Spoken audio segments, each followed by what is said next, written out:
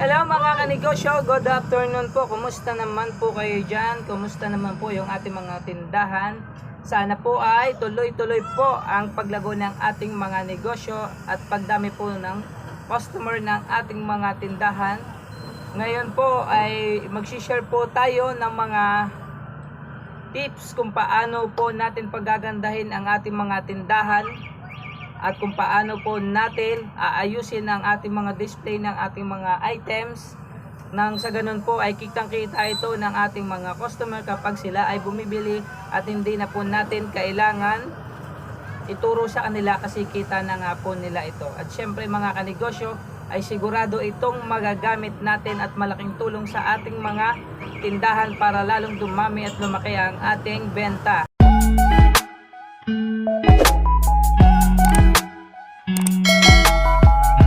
Mga kanegosyo, ito po yung ating ginagamit sa ating tindahan. Ito po yung ating calculator, ballpen at papel. Ito po yung pangkaraniwan na natin ginagamit sa ating araw-araw na pagtitinda. Siyempre pag meron po tayong calculator, hindi po tayo mahihirapang magkwenta ng mga pinamili ng ating mga customer. And siyempre yung mga ballpen po, gamit po rin natin yan kapag tayo po ay naglilista ng kanilang mga pinamili. Ito po tayong pwedeng idagdag para po mapabilis po ang ating pagbebenta sa ating mga customer. O meron pa po tayong tools na gagamitin po sa ating mga paninda para lalo pa natin itong mapabilis. So mga kanegosyo, ako nga po pala ay nag pure gold kahapon. So dumating na po ito kanina. Yung iba po nito ay na-display na ng aking kapatid. Siya po yung duty nung umaga. Tapos ito po may natitira po tayo ditong mga yan, ito naman. Ito po yung mga natitira natin. Mga okay, keso. Yan, sasabit po natin yan. Gagamitin po natin yung ating tools dito.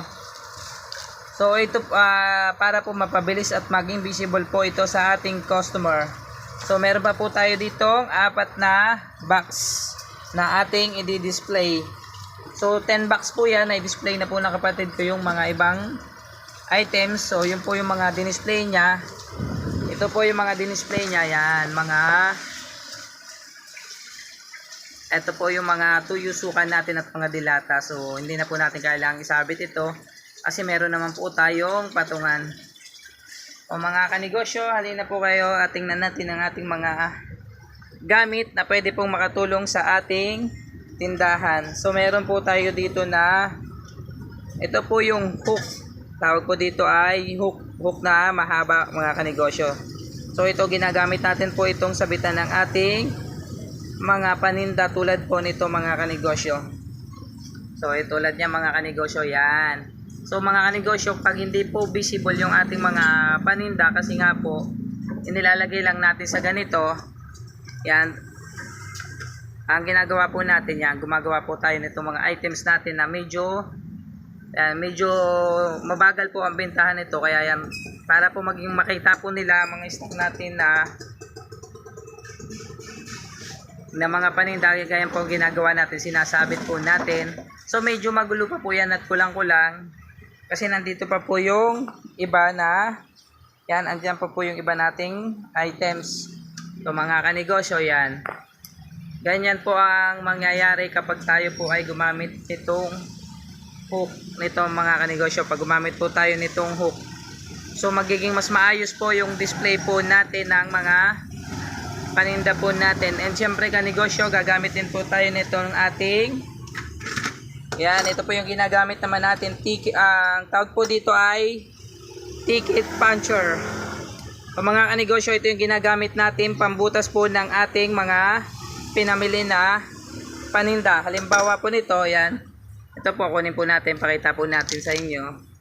So ito naman pong kuha natin, yung quick and easy po, meron na po talaga po siyang butas. Kaya hindi na po natin kailangan butasan. So may butas na po talaga siya. Pero yung ibang items po, so mga kanegosyo, tulad nga po nito, yan, ito po meron tayo dito tomato paste. So wala po siyang butas. So gagamitin po natin yung ating ticket puncher. So gawin lang po natin kanegosyo, ganito po yan. So Ito po, hindi naman natin pwede tong, hindi po natin to pwedeng butasan dito sa gitna kasi nga po ay medyo magulo po, medyo madilim. Yan, ito po kasi hindi pwede natin butasan dito. Yan dito kasi nga po dito ay mabubutas po kasi malaki po yung ating tingit puncher. So ang gagawin po natin dito po natin siya bubutasan sa pinakang dulo. So gawin na natin guys, try na po natin. Hawakan mo. Dito hawakan mo lang ha. Yan, so ganito lang po. Dito po natin siya bubutasan sa may dulo kasi nga po bawal. Pag dito po natin binutasan, mapuputol po siya. Hindi po siya magkakaari. So try po natin sa may dulo.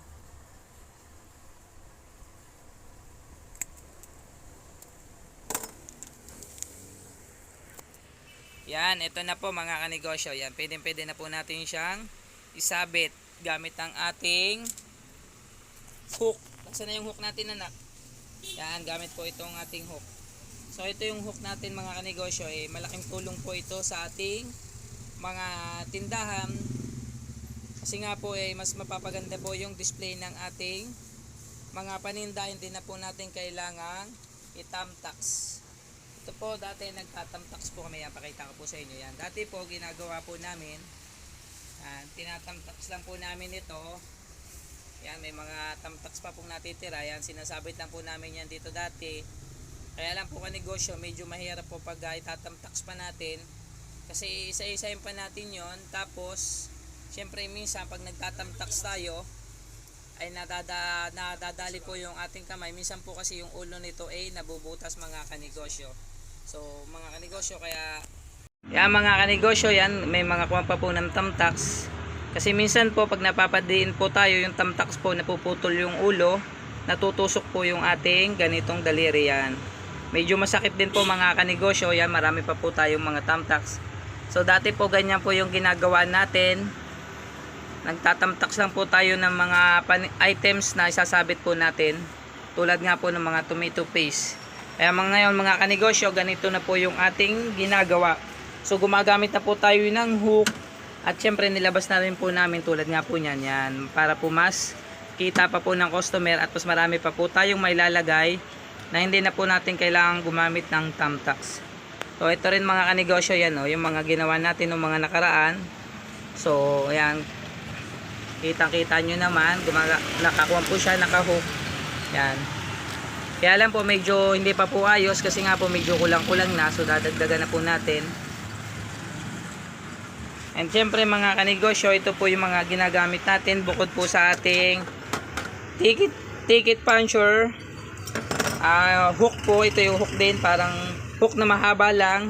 And syempre po itong ating price tag leveler, ito naman po yung ginagamit natin kapag tayo ay magpa-price ng ating mga items. Tulad po nito mga kanegosyo. Yan kanegosyo, tulad po nito, yan. So ito po yung ginagamit natin. Ito po, tulad yan po. Madali lang pong lagyan natin ng presyo. Ito po gagamitin natin. Price tag leveler. So mga kanegosyo, kapag meron ka po nito, tatlong items na to ay siguradong mapapabilis po ang ating pag-aayos ng ating tindahan. Ito po ay malaking tulong po sa aming tindahan, lalo na po pag kami ay maraming i-display na paninda. So gumagamit po kami na rin itong hook na mahaba para maging visible nga po yung ating mga paninda at kitang-kita na po natin at hindi na po natin kailangang hanapin sa kung saan natin po ito nailagay. And syempre ito po yung ating ito po yung ating ticket puncher po. And ito pong price tag leveler. So mga kanegosyo, saan naman po tayo makakabili ng ating itong ating hook. Mga kanegosyo, pwede tayo makabili nito sa Shopee or sa Lazada. At pwede rin naman po tayong bumili nito sa Baclaran po. Malapit po kayo sa Baclaran kasi malapit po kami sa Baclaran. So doon po kami nakabili nitong hook na ito. Mura lang po siya. Siya po ay 30 pesos lang po ang isang ganito. 10 pieces na po siya. Tapos ito naman po yung ticket puncher natin. Nabili naman po natin ito sa online. Sa Shopee po natin ito nabili. Mura lang din po ito mga kanegosyo. Halagang 50 pesos lang po ito. Pwede na po natin tong magamit sa ating tindahan. And syempre mga kanegosyo, meron din naman po nito sa Pure Gold. Yung mga tindahan po doon ng mga school supplies. Yun, meron po nitong tinda na ticket puncher. And then, ito naman pong price tag leveler. So, nabili din po namin ito ay sa Pure Gold sa tindahan po ng mga school supplies. Meron po doon. Yung una po namin binili nito na price tag leveler po ay nasira na po yung pong binili namin sa Shopee. Kasi medyo matagal-tagal na po yun. So, mga kanegosyo, ito po yung mga bagay na ginagamit ko para po lalong mapabilis po ang aming pagdi-display ng aming mga grocery o ng aming mga items ng aming paninda. And syempre mga kanegosyo, kung nakatulong naman po ito sa inyo ay pwede nyo rin po itong bilhin para lalo pong mapabilis ang inyong pag-aayos ng inyong tindahan. And syempre para lalo po ito maging visible sa ating mga customer. Mga kanegosyo, pwede rin po natin itong gamitin, itong mga hook na ito sa pagdi-display po ng ating mga chicherya sa ating tindahan. Or pwede rin po ito mga ganito, kasi may mga butas din po siya, pwede rin po natin isabit. Yan, ilalagay lang po natin siyang ganito, sample lang po. Kung wala po kayong divider, at meron naman po kayo nito, yan, pwede po natin siyang isabit na ganyan. Sa meron po kayo nitong hook, at meron din po kayo na rin ganitong mga sabitan. Pwede nyo rin pong gawin ito sa ating mga tuyo, suka na kung wala po kayong divider mga kanegosyo.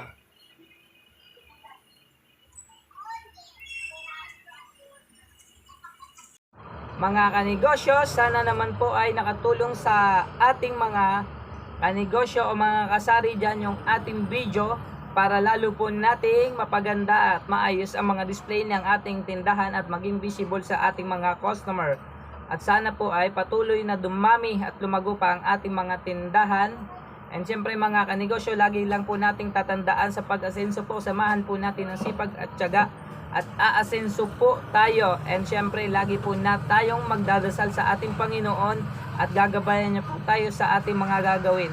Syempre maraming salamat sa inyong mga kanegosyo sa inyong support sa ating munting channel. Sana po ay patuloy pa po tayong umasinsong lahat. Maraming salamat po ulit. And God bless po sa ating lahat. Bye bye! Like and subscribe, guys!